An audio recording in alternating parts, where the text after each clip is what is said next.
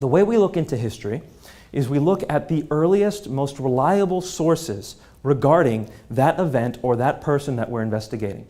We determine what the biases are, because keep in mind, every single work is biased. Regardless of whether it's a newspaper, which we often see as relatively unbiased, that's false, it's biased. Or if it's a personal testimony about someone's friend, that's also biased. Everything has biases and angles. So we got to see what's the earliest, most reliable source that discusses an event, determine what its biases are, whether we can see past those, how reliable it is, and then draw our conclusions. First, let's start with Christianity. What are the sources regarding Christianity? And some of you might be even asking, Nabeel, why should I even believe Jesus is real? Why should I ever even believe that he's a man who existed? The first thing I'm going to start off by telling you is that it is incontrovertible, according to the historical principles of investigation, that a man named Jesus existed in the first century. How do we know this? We have over 40 records of Jesus' life from ancient times, describing this man who is essentially a carpenter in Palestine. He didn't have much of anything. He wasn't a centrally important figure at the time, yet we have 40 sources that refer to him. You know who the emperor was at Jesus' time? Someone shout it out. Tiberius. Good. Tiberius was the emperor of Rome at that time. Now, this is a man who obviously we should have a lot written about. We can expect tons and tons of records about this man, can't we? The historical records contain Tiberius' name by 10 different individuals. That's it. 10 for Tiberius, the emperor of Rome, 40 for Jesus. You can see we have excellent reason to believe that this man, Jesus of Nazareth, lived and existed in the first century. And that's why very, very few, in fact, I could probably count it on one hand, actually, I know of two, scholars who study the historical Jesus actually claim that Jesus never existed. And one of them is Bob Price, who most other scholars say is just not even possible what he says. So we can dismiss, just due to the reasoning and due to the lack of scholastic support, that this is actually the case. So Jesus certainly exists. Okay, what can we know about him? Well, of the scholars that study him, and keep in mind, there is an entire area of historical studies called historical Jesus studies. So we have scholars who've been studying this on all sides. These aren't all Christians by any means. Actually, the most influential ones wouldn't align themselves with Orthodox Christianity. You have people like Paula Fredrickson, Marcus Borg, Bart Ehrman. You have people along these lines who would say, like John Dominic Crossan, who would say that of Jesus we can know for a fact that he died on the cross.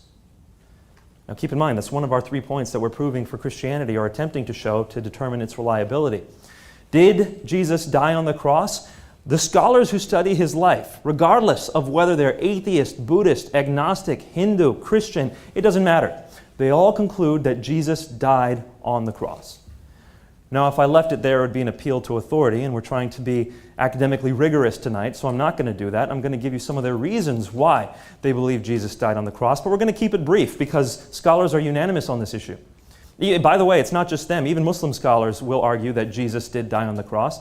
How many of you heard of Reza Aslan's book recently, Zealots, that came out this year? A few of you?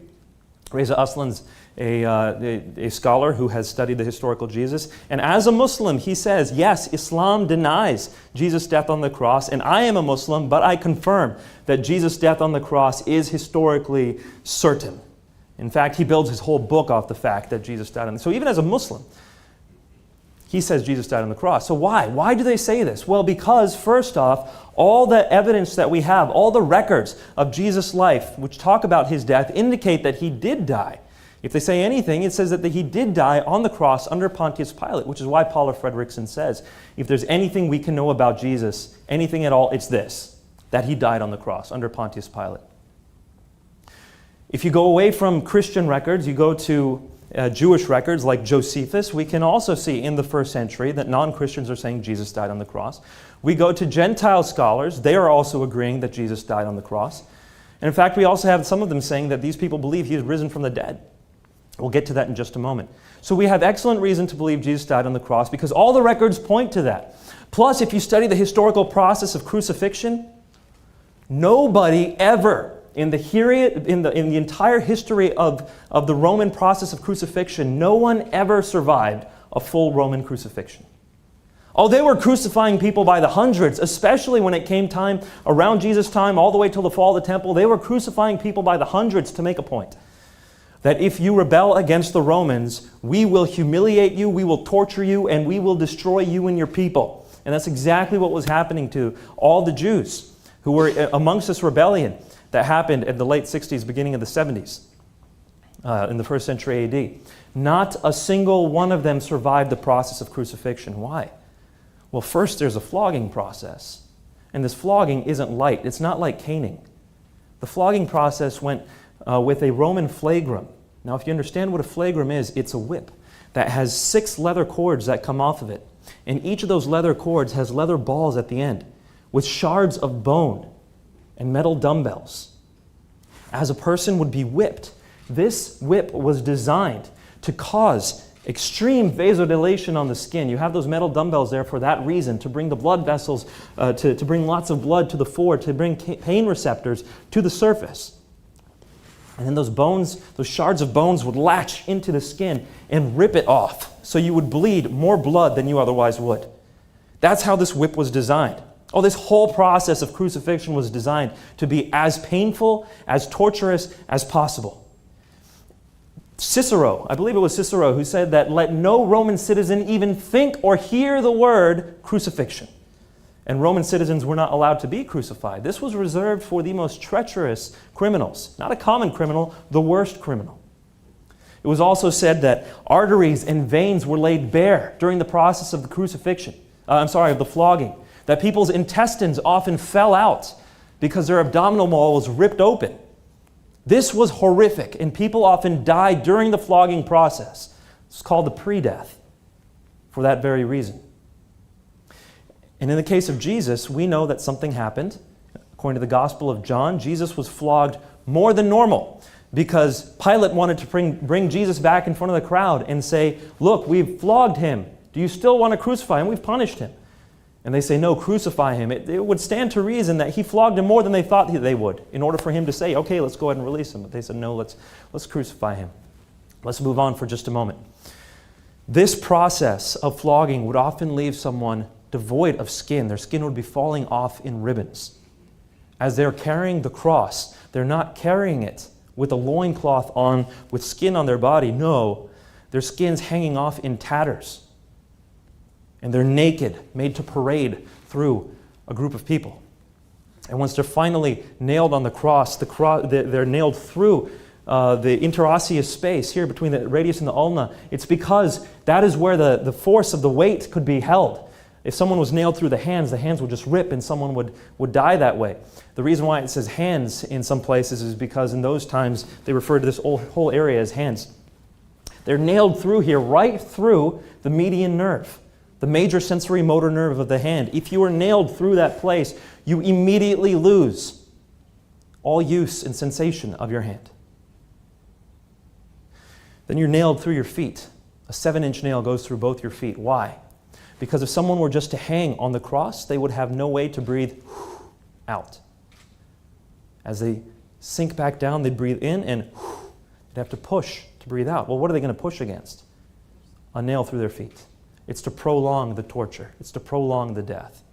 And when they finally wanted to kill you, they'd break your knees so that you couldn't push up anymore and you'd asphyxiate and die. Or they would stick a spear through your heart. That was a way to be sure that you'd be dead. Or they'd crush your skull with a hammer. Or they'd light your body on fire. Or they'd take your body and feed you to dogs. They were going to make absolutely sure that you died. That was the whole point. And no one in all of Roman history survived a full crucifixion. So we have excellent reason to believe Jesus died on the cross. Did he rise from the dead? This is an important matter. And lots of historians say we cannot investigate the resurrection because that's not a historical matter. That's a supernatural matter. And you can't study supernatural matters. Well, that's jumping the gun just a bit. If every explanation that is naturalistic falls short and falls very short of explaining what happened, then we have reason to believe that something supernatural may have happened. If there simply is no good explanation, naturalistically speaking, we can use the historical process of investigation to conclude that quite likely maybe something supernatural happened here. So what happened when Jesus died? Shortly after his death, we take a look at what happened, and those historical scholars we've already referred to, in general, agree with 3 facts that are considered relatively incontrovertible. And I'm giving you what's called the minimal facts argument, if you want to look into this. It's called the minimal facts argument, primarily promoted by a man named Gary Habermas, who's written a book called The Historical Jesus. Also by his protege, Michael Licona, who's written a book called The Case for the Resurrection of Jesus. He wrote it alongside Gary Habermas. And he's also written his manifesto, a rather large book that serves well for curing insomnia. He's written that as well. Sorry, Mike. He's written that as well. And if you want to look at a very thorough investigation of the historical method on whether or not Jesus died, I suggest you take a look at this book published by Erdman's. Michael Licona is the author. The argument runs as follows. Pretty much every scholar who studies this, at least a vast majority, if not virtually all scholars, conclude three things happened after Jesus died. Well, number one, the first one is that Jesus did die on the cross, which we just looked at. Number two, that the disciples, Jesus' disciples, all believed he had risen from the dead. Now get me right here. That doesn't mean he did just because they believed it, but it means they did sincerely believe it. They went to their death believing Jesus died and rose and appeared to them. So it's that belief that we're holding on to. Not necessarily that he did, but they sincerely believed he had risen from the dead. And why do they conclude that, by the way? All the disciples ran away from Jesus. When he was arrested, they were fearful. They didn't know what was going on. Even Thomas, who was willing to go to his death for Jesus, when Jesus was arrested, they all ran away. Of course, we know John watched the crucifixion, and we do know that Peter came to the trial scene, but at least at that time, they all ran away. However, after the resurrection, these men were willing to go to their deaths proclaiming that Jesus had risen from the dead. These men were willing to die for the fact that this man had risen. Again, that doesn't mean he had actually risen, that we're not there yet. But it does mean they sincerely believed it, because liars make poor martyrs. People aren't going to die for a lie or something that they know is false. Of course, people die for things that are false all the time, but not things that they know are false. So, the disciples truly believed that Jesus had risen from the dead, and according to most historical Jesus scholarship, Christianity wouldn't have gotten off the ground if it weren't for that fact.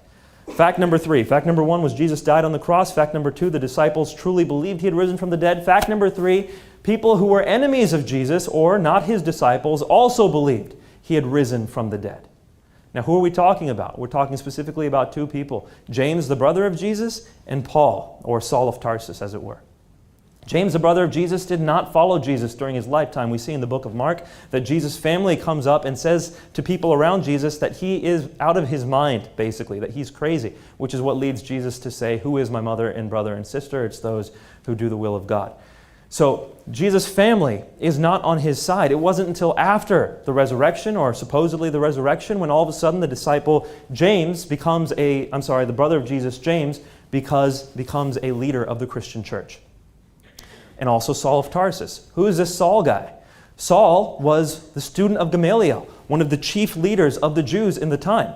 This man was primed and groomed to be a leader of Jews, a leader of Pharisees. He was going to have all kinds of power in the temple. He already had all kinds of power because he was able to deliver people to prison. He was given special permission to hunt Christians down. Yet this man was willing to go to his death over and over and over again. For something. For what? He claims it was because he has seen the risen Jesus. Now, let's stop and think for just a second. We've got these three facts that, again, virtually every scholar agrees with who studies the historical Jesus. How do we account for these three facts? Well, let's put the resurrection aside for a bit. What is the most common alternative hypothesis for the resurrection of Jesus? Number one, it's that the disciples hallucinated Jesus. They hallucinated his return. And the argument goes as follows. People who have followed a man like Jesus, their spiritual leader, for years and years and years, they've grown to love him. Of course we can expect them to see the risen Jesus after he dies. They hallucinated him. They loved him so much he returned to them, at least in their eyes. And we know that people today, and this part is true, we know that people today often see their loved ones after they died. That must have happened with Jesus' disciples. They saw Jesus after he died. Okay, let's take a look at that hypothesis for just a minute. The earliest records of Jesus' resurrection say that 500 people saw him risen at the same time. Now, what am I talking about? I'm going to explain this briefly because I want you to have the evidence before you so you know what we're talking about. 1 Corinthians chapter 15, verses 3 through 8. 1 Corinthians chapter 15, verses 3 through 8. Yes, they're written by Paul. And Paul wrote 1 Corinthians probably towards the end of the 40s AD or the beginning of the 50s AD. But here's what a group of, when I say non-Christian, I mean non-Orthodox Christian scholars have claimed. This is the Jesus seminar. Many of these people call themselves atheists and agnostics. None of them is really a friend to traditional Christianity. Here's what they argue. 1 Corinthians 15, verses 3 through 8, comes from a formulation that arose 2 to 5 years after Jesus' death. 2 to 5 years after Jesus' death. Stop and think for just a moment. What from all of history comes that quickly? The first biography of Alexander the Great that we consider substantial comes 300 to 400 years after Alexander died.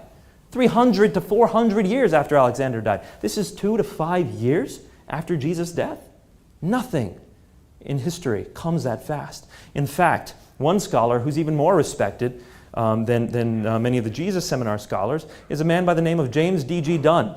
And in his book, Jesus Remembered, James D.G. Dunn is a professor emeritus out of Durham University in the UK. In his book, Jesus Remembered, he says that this formulation came within months after Jesus' death. So he dies at the Passover before the end of the year. People have already formulated the fact that Jesus rose from the dead and appeared to Peter and James and the 12, and then to the 500. All of that is formulated within months after Jesus' death. This is history at its finest, even according to the Jesus Seminar, non-Christian scholars. So you have the fact that 500 people saw Jesus risen at the same time. Can we really have a mass hallucination? That's like inventing a miracle to avoid a miracle. There is no such thing as a mass hallucination. So this theory that the hallucination theory is a good one, it just doesn't fit the facts. But the fact it really doesn't fit is that third fact. Why in the world would Paul have hallucinated the return of Jesus? He had no psychological phenomenon that would explain this. He hadn't followed Jesus for 3 years. He hadn't given his life to Jesus, as it were. Yet even Paul is willing to go to his death because Jesus is risen. So, this theory simply does not fit the three facts that pretty much all scholars will grant. What's the next most common theory? The next most common theory, instead of the resurrection, is that Jesus' body was stolen by the disciples. Well, again, that doesn't explain why Paul saw the risen Jesus. And it doesn't explain why the disciples would have gone to their death proclaiming the risen Jesus. They don't die for a lie. They honestly believe this. So the theory that fits the facts the best, and after that, by the way, you start getting to some other theories, like Jesus had a twin that no one knew about who came right at that time. Then we get to the super alien theory. I mean, it gets really fanciful after that. So none of the arguments explains the facts as well as the resurrection. So what is the claim that I'm making? Is it historically certain that Jesus rose from the dead? That's not the claim I'm making.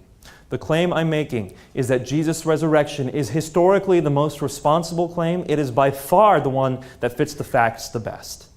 That's my claim. So number one, we've looked at Jesus' death on the cross. Number two, we've looked at the fact that it's reasonable to believe, and far the most reasonable thing, to believe that he rose from the dead. What about number three? This is the one that mattered to me most as a Muslim. Did Jesus claim to be God or not? Well, the first thing we have to look at are what are the reliable sources regarding Jesus' life? What sources do we have that we can look at which are relatively reliable? I'm going to quote a scholar for you. This is one that a lot of my Muslim friends enjoy quoting. His name is Bart Ehrman. Bart Ehrman was my professor when I studied at UNC, and he is well known as someone who challenges the traditional Christian claims. Bart Ehrman has said that if you want to study the historical Jesus, you have to go to the 4 canonical Gospels. You have to. There's nowhere else to turn that comes remotely close. Why does he say that? Because the 4 canonical Gospels are the earliest records of Jesus' life.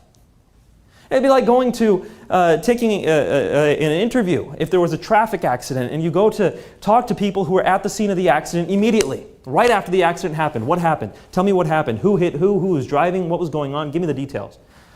Or waiting 4 months, calling those very same people in and saying, what happened 4 months ago at that traffic accident? Who hit who? Tell me what happened. Of course, the more reliable stories are the ones that are taken immediately. The earliest ones are better. We all know this. And there is no gospel that comes anywhere close, or no account of Jesus' life that comes anywhere close to the historical proximity as the 4 Gospels. We can talk about the dating of the Gospels if you'd like during the Q&A session. I'm going to give you the critical datings of the Gospel. I'm not going to give you the Christian datings. I'm going to give you the critical datings of the Gospels. Mark's Gospel comes first, approximately 70 AD. Matthew and Luke come next, approximately 80 to 90. 80, 85 is Matthew, 85 to 90 is Luke. And then John's Gospel comes last, 90 to 100 AD. Now, hear me. I don't agree with these dates. I think that they're very tenuous. I don't think we can actually defend them, but critical scholars use those dates, so I'm going to give them the benefit of the doubt and go with those dates. If we go with Mark's Gospel being written at 70 AD, that is just 40 years away from Jesus, 4 decades. Still in the lifetime of many people who were alive at Jesus' time. Jesus, if people were 20 years old while Jesus was around, they're 60 by the time Mark's Gospel is around. And we know people lived to a ripe old age at that time. Yes, many died early, but many also lived to a ripe old age. We know Polycarp, for example, who was contemporary to that time, lived into his hundreds, or was it 90s? He lived till he was very old. And John the Elder lived till he was very old, died in Turkey. So we have people who are alive at this time. Well, what did they say? Now, generally speaking, when we turn to the 4 Gospels, historical Jesus scholars are going to leave out John's Gospel. They're going to say, we're not going to look at John's Gospel. And why is that? Because it's the last of the 4, and it looks different from the other 4. It looks fairly different, and I'll agree to that. So historical Jesus scholars don't generally look at John's Gospel. Now, I think that's a mistake. I think there's good reason to think it came early, and for those of you who are looking for a defense of the early dating of John's Gospel, please take a look at Dan Wallace's work. He argues that John's Gospel, based on the grammar found in John's Gospel, is written somewhere in the 50s or 60s. And he has good reasons to believe that, and he's not just your run-of-the-mill grammarian. He is the go-to man on Greek grammar. He's the one who's written the best-selling books on Greek syntax. So he believes we can be pretty certain, or fairly certain, that John's Gospel is written in the 50s or 60s. So I'm not agreeing that we should put John's Gospel aside, but for the sake of fair investigation, to have common ground here, let's put John's Gospel aside for a moment. And let's go to the Synoptic Gospels. In fact, to be really fair, why not just go to Mark's Gospel, the earliest of the 4 Gospels, to see if Jesus claims to be God? Because I would argue, as I did as a Muslim, that if Jesus truly claimed to be God, we would see it in the first of the 4 Gospels. We wouldn't have to wait till John's Gospel. We'd see it in the first. So what does Mark's Gospel have to say about Jesus? I'm going to distill it for you.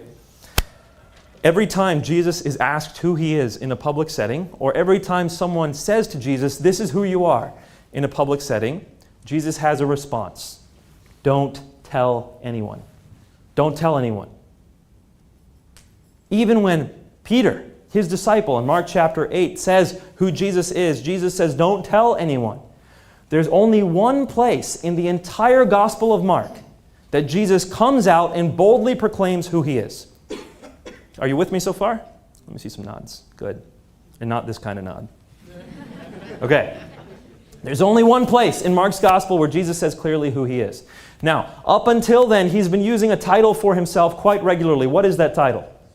Son of Man. Over 80 times in the Gospels, Jesus uses the term Son of Man. The first time it's found is in Mark chapter 2, verse 10. The next time it's found is Mark chapter 2, verse 24. Throughout Mark's Gospel, Son of Man is the one where Jesus uses the title to refer to himself frequently. Now, there are 2 sons of men in the Old Testament. One found in Ezekiel and one found in the book of Daniel. Okay, these are 2 very different sons of men. The Son of Man in the book of Ezekiel is a lowly human figure. God refers to Ezekiel in the vocative every time, calling him the Son of Man. Son of Man do this, Son of Man do that. And it's to emphasize how human Ezekiel is. But then there's a Son of Man in the book of Daniel, which looks very, very different. This is a Son of Man who comes on the clouds of heaven. What does that mean? The only being that comes on the clouds of heaven in the Old Testament is a divine being. In fact, God comes on the clouds of heaven in the Old Testament. So here in the book of Daniel, chapter 7, verse 13, you have one who looks like a son of man coming on the clouds of heaven. A very different son of man. Which one is Jesus claiming to be? Well, like I said, there's one place in the Gospel of Mark where Jesus boldly, loudly, publicly, clearly proclaims who he is. And that's Mark chapter 14, verse 62. In Mark chapter 14, verse 62, Jesus has been asked by the high priest, who is he? Who is he? Up until this point, he hasn't been saying. This is known as the climax of Mark's gospel. This is what everything has been building to. This question, Jesus, who are you? And Jesus responds, the question is, who are you? Are you the Christ, the Son of the Blessed One? Jesus responds, I am. And you will see the Son of Man sitting at the right hand of the power and coming with the clouds of heaven. You will see the Son of Man coming with the clouds of heaven. So which Son of Man is Jesus referring to? I can hear you.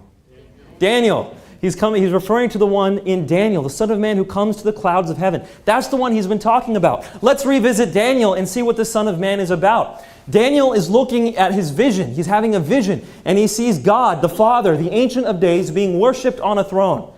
So this is God, the Father, being worshipped on a throne, surrounded by angels. And then Daniel says something very interesting. He says, behold, verse 13, chapter 7, behold, I look in my night visions, and one like a Son of Man approached the Ancient of Days. So here's God the Father, the Ancient of Days, being worshipped by angels. One like a Son of Man came on the clouds of heaven. As only God and divine being comes, the Son of Man comes on the clouds of heaven. And to him, that Son of Man, is given glory, authority, and sovereign power. Okay, so whoever this Son of Man is, he looks like a Son of Man according to Daniel. He's given glory, authority, and sovereign power. He's coming as a God into heaven. He's given glory, authority, and sovereign power in heaven. Then it says, people of every nation and language served him. Stop. Who is the one who receives service in heaven? God. Or you might ask, Nabeel, what kind of service is this? Maybe it's some other kind of service. I don't know. Maybe there's tables, restaurant tables in heaven. We're all going to get served, right? What is this service? This service, according to the Bible, over 130 times this word is used in the Septuagint in the Greek New Testament. It's the word latruo. Every single time this word service is used, it's used as a word due only to God. Due only to God. No human ever receives latruo. Actually, one time a human does receive latruo, and God curses that. He says, essentially, that is due to me. You are cursed for having received latruo. And yet here, the one who looks like a Son of Man, who has glory, authority, and sovereign power in heaven, came as God comes, is being served in heaven with a service due only to God by all people of every nation and language. And then it says, his kingdom is one that will not pass away, and his dominion will never be destroyed. Wait a minute. Stop. In the Old Testament, you've got God being worshipped in heaven, and then you have one who looks like a Son of Man being worshipped in heaven with a service due only to God in his own kingdom. No one tell me that there's no foreshadow of the Trinity in the Old Testament. It actually starts in Genesis chapter 1, verse 1, but it's clearly found here as well. And as if Jesus needed to make his point any clearer, he then says, you will see him sitting at the right hand of the power. That Son of Man will be sitting at the right hand of the power. Well, what is this? This is a reference to Psalm 110, verse 1. In Psalm 110, verse 1, it says, the Lord said to my Lord, sit at my right hand, and I will make the enemies a footstool for your feet. No one in all of Second Temple Jewish history ever claimed the right to sit next to God on his throne. Not only did no one ever claim it for themselves, no one claimed it for anyone else. Because if you were to say that, then essentially what you're saying is that God has an heir. It's like the king sitting on his throne with his son, the prince, next to him. That's what it means to sit next to God in that context. That's why Moses was never shown sitting next to God. That's why Enoch was never shown sitting next to God. Or any of the archangels. They were all shown standing next to God. Sitting next to God would be blasphemy. That would mean that they are God. Yet Jesus claims not only to be the Son of Man coming on the clouds of heaven, whose worship with a service due only to God, but also has the right to sit next to God on the throne. He's the heir to the throne of God. Is it any surprise then why the high priests in this Inquisition opened up their robes and said, "You have heard the blasphemy for himself. What shall we do?" And everyone responds, "Crucify him." What was blasphemy at that time? Again, I'm going to defer to Bart Ehrman. Bart Ehrman says that it's not blasphemy to claim to be a Messiah. It's not blasphemy to tell people they're wrong. It's blasphemy to claim prerogatives due only to God. And that's what Jesus claimed. That's why he was found guilty for blasphemy. That's why he was crucified. By the way, this claim from Psalm 110 verse 1, is it historically sound? Now, I've used Mark Gospel, but I don't want to make it sound like the Bible says it, therefore it's true. Historical Jesus scholars take a look at the term Son of Man, and they say that the term Son of Man fulfills the most stringent criteria of historical investigation. And what's that criteria called? It's called the criterion of double dissimilarity. This criterion of the historical method is so selective that once it fulfills that, scholars conclude this must have been said. And I can answer questions exactly on how that works if you'd like during the Q&A. That's how strong it is, the Son of Man claim by Jesus. And what about the one that says Jesus was sitting at the right hand of the power? How strong is that? This is the Old Testament reference that's used the most in the New Testament. Over 20 times it's found in the New Testament. It permeates all sorts of letters. It permeates the Gospels. It's found by multiple authors in the New Testament. It is so woven into early Christian history, we can't deny that it's at the earliest stratum. So did Jesus claim to be God? Once again, I argue that we can't ever claim certainty in these matters, but if we're going to say, what's the historically most responsible and by far most responsible conclusion? I would say yes. The evidence points to the fact, even in the earliest gospel, interwoven through all the gospels, verified by the strongest criterion of historical investigation, Jesus claimed to be God. And I realize this as a Muslim, by the way. I'm not saying this to you as a Christian having done the investigation. I was one who was still reciting the 5 daily prayers. I was one who was leading the Jummah. I was giving the Jummah khutbah. Whenever the Imam was gone, whenever my father wasn't around, I would do the Jummah khutbah, the Friday sermon at the mosque. I was the one who would do tafsir on the hadith when we had no tafsir present, commentary. My friends would bring to me hadith. They'd say, "Nabeel, what does this mean?" They would come to me. And I would be the one doing this as best I could. Of course, Allah knew best is what I would say. But that's as best as I could do because they were coming to me. And yet I concluded, if I'm going to be responsible here, history points to the death, resurrection, and deity of Jesus Christ. He's proved his case. So, in the end, I want to challenge you. No matter who you are in this room, if you're a Christian or if you're a Muslim, if you were raised by faith to believe something and you've believed it without challenging it, without testing it, I urge you, I challenge you to go talk to people who disagree with you. Let them challenge you. Study these matters for yourself, because when the winds come and the foundation shakes, if you don't have strong answers to these questions, you're going to be left without grounding. And in that time, that extremely painful time, you better believe you need a God to hold on to. And not just any God, the true God who can bear you through. So whether you're Christian, whether you're Muslim, whether you're neither, find the truth. Search the truth. Don't have these questions ring around in your mind and not address them. A question under the surface left will fester like an infection. And even if you don't see it, it is destroying your flesh. It is destroying you to your bones. Air those doubts. Discuss them so that you can be solid, so that you can know with certainty. And pursue God, pursue truth by all means, because God is the most beautiful, unimaginably wonderful being in this universe. And if He created you, if He gave you everything you have, I would challenge you to say you owe it to Him to find out who He is. Or you can walk away. The choice is truly yours. Thank you.